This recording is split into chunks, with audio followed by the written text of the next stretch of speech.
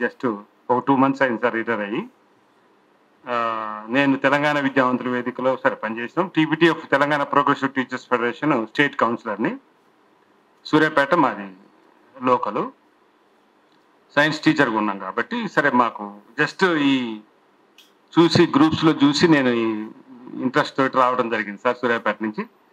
కాబట్టి నేను ఇప్పటి నుంచి ఖచ్చితంగా అంటే హేతువాద దృక్పథం అనేది సరే మా కేఆర్ఆర్ కాలేజీలో 80-75-85 దాకా మీరు ఇందాక అన్నట్టుగా లవణం గారు గాని, ఆ రోజుల్లోనే మేము డిగ్రీలో ఉన్నప్పుడే మా కాలేజీ మంచి చైతన్యవంతంగా ఉండేది. KRR college Balaji Nagar Kodad.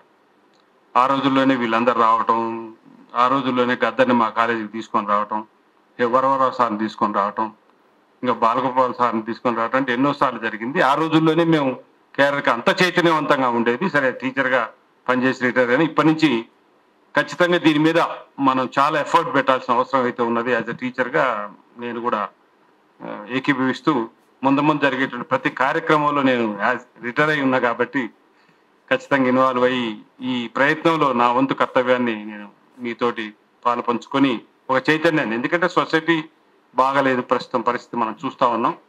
సొసైటీలో చాలా వివక్షలు, చాలా మూఢనమ్మకాలు ఇవన్నీ కూడా ప్రబలిపోయి ఉన్నాయి.